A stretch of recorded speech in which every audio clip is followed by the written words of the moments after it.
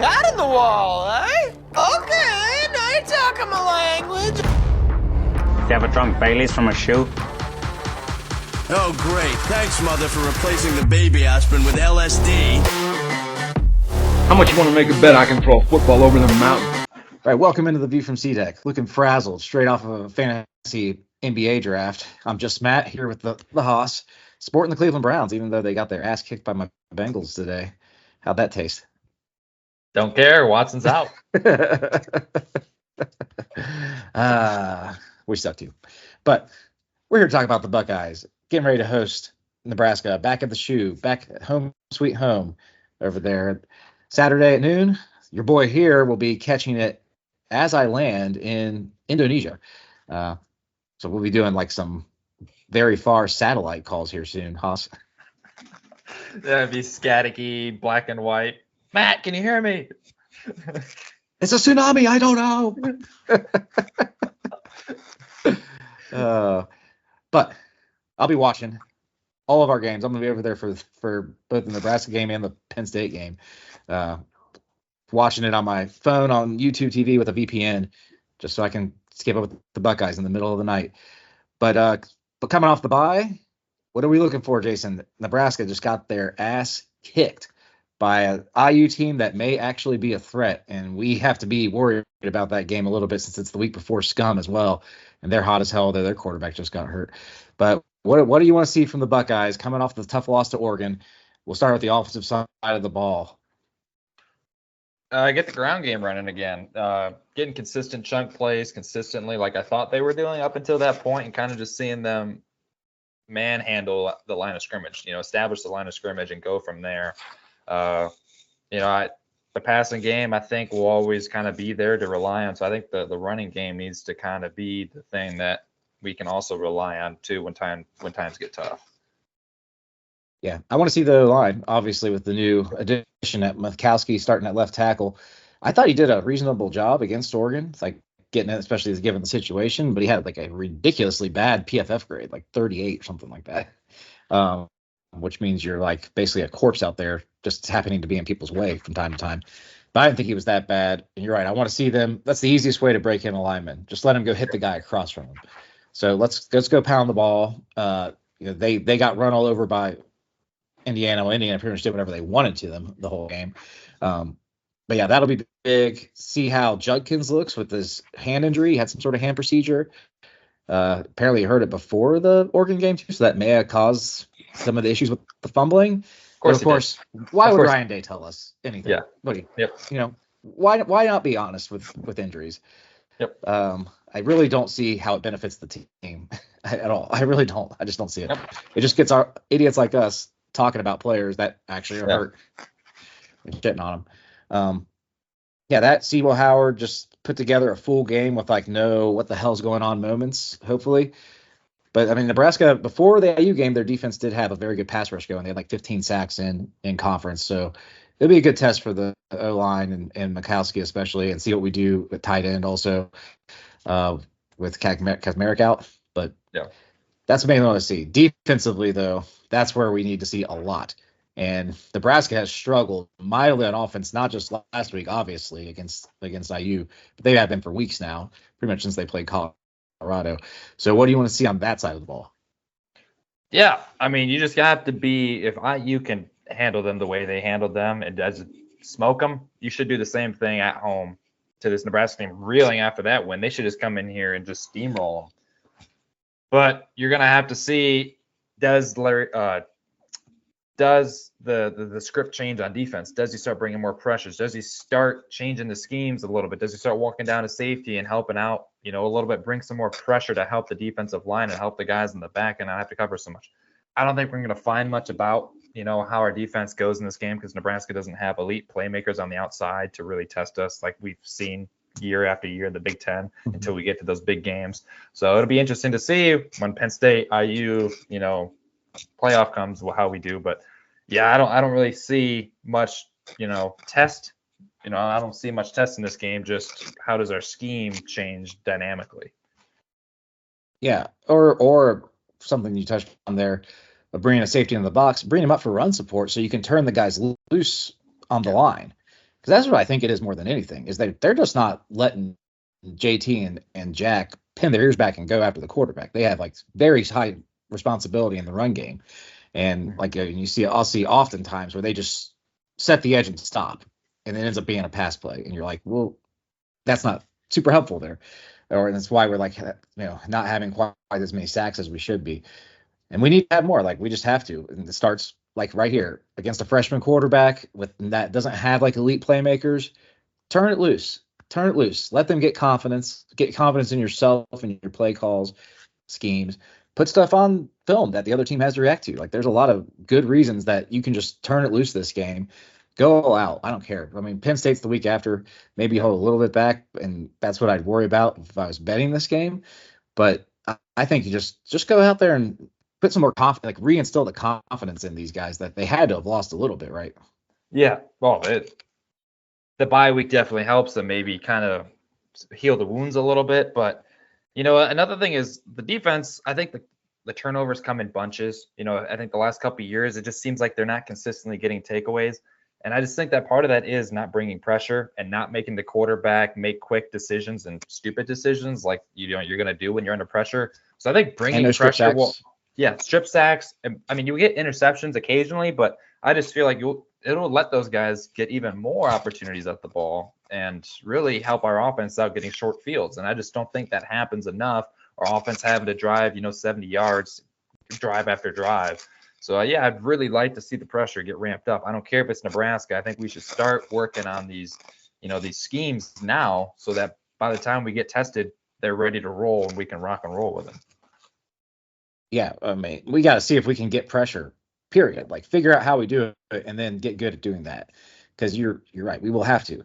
Now, like, we were talking a little bit about going at a grander scheme of things, and I'm watching, like, Texas versus Georgia. And Texas's defense had been dominant all year. But like us, they really hadn't played any good offenses. And then all of a sudden they look vulnerable. Like, they got some good plays because Carson Beck likes to throw picks and is overrated. But they still gave up like a lot of huge chunk plays, especially in the running game, which is what I thought they would like struggle with. And like this more of my point is like it's just hard to stop good offenses in the modern college football because of the RPOs. It's just freaking hard to do. So you got to figure out a way to at least get 3 or 4 stops a game because you're going to give up high 20s in points, like almost guaranteed. Like I know they only get 15 or they get 30, but they could without turnovers. That game's a way higher scoring game. But there's the point: you got turnovers, so that helps. Force turnovers, force sacks, get 3 or 4 stops because you're gonna give up points against good offenses. You have to figure out how it is you're gonna get those 3 to 4 stops. And we wanted it to be like we're gonna bend, don't break, corral you, make it, beat us down the field, play after play. But it doesn't always work because we don't have elite athletes at corner. We have good corners, but they're not elite athletes. So the big play is on the platter for teams with speed, which we're not going to see this weekend. But I don't know. That's kind of where my thoughts are with our defense as a whole.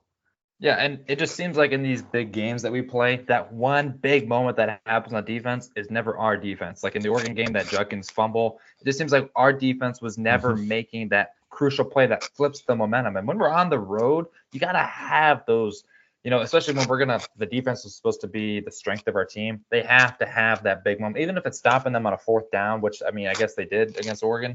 But you got to have that moment in the second half where you kind of can flip the energy and flip the script a little bit for us, and it's just not happening. That's I'll say about that play. That is the only whiff I think we had in the portal is we should have got Derek Harmon, the guy who made that play from Michigan State. Yes, kicked our ass. We didn't want to promise him a starting spot. I mean, obviously in Oregon's NIL and everything is on point, so it's tough to beat them anyway. But like, can you imagine him and Tyleek next to each other? Holy balls. But instead we got Ty Hamilton, who I've said on here before, I like him, but he's just a guy. Like if he gets double teamed, he's getting knocked back.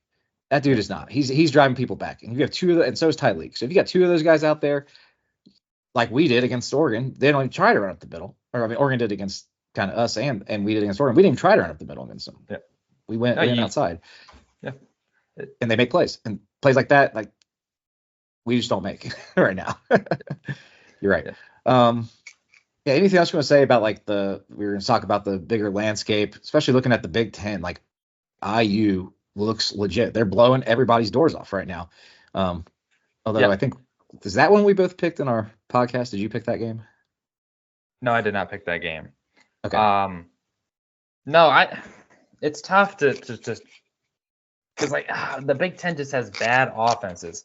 But when you look, and it's refreshing to see IU go out and actually put up some points. And now that the quarterbacks are, we're going to see how. I mean, I still think they're going to be able to put up some points on Washington this week. I don't know about Penn State because I don't think their offense is legitimate enough to be in these in these games against close teams. So Indiana might be our best bet against an offense that can actually test us. So the Big Ten, I think it's tougher than what we thought because we have Illinois, Indiana. But looking at the SEC, I think our picture, our goal of a national championship maybe got a little bit brighter because Texas kind of looks human. Georgia, yeah, they're going to be a problem, but they still have tough games still on their schedule. So I think this is going to be, I think a lot of teams are going to have one loss coming into the playoff. There's going to be very few undefeated teams.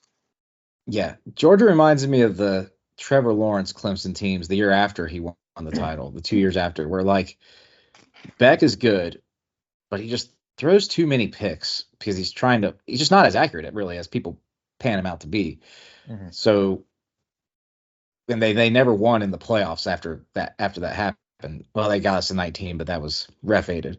But I just don't see them being like an unbeatable, like the Georgia teams we've seen with Stetson Bennett winning those national titles were like, they just didn't make any mistakes and you had to beat them. And it just was hard to do. They're beatable. Texas is obviously beatable. I thought before the season they weren't going to be that great.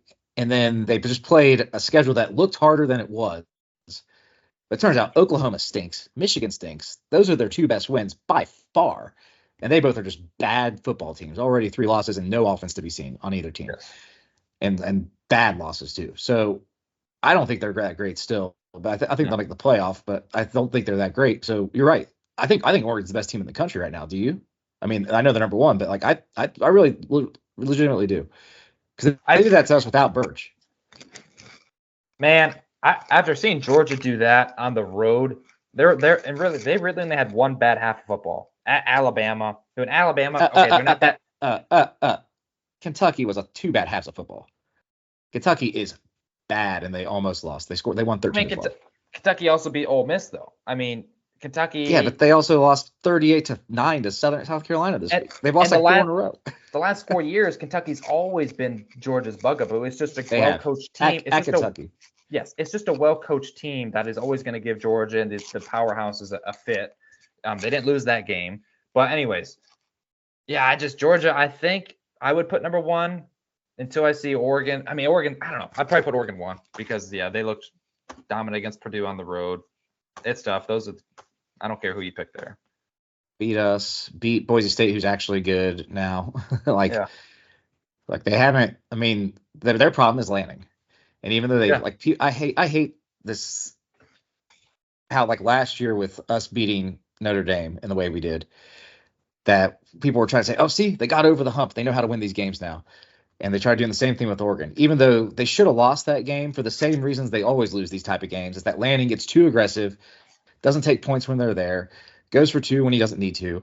And then all of a sudden we have a chance. We should have kicked the field goal to win at the end of the game, even though they should have had at least 34 points, probably more. Probably should have had 37 at least going into that drive. So that's still there. Like they're still that same team, but their talent they didn't have maybe the best end in the country on the field against us. Yeah. So, and they were still able to, win the game.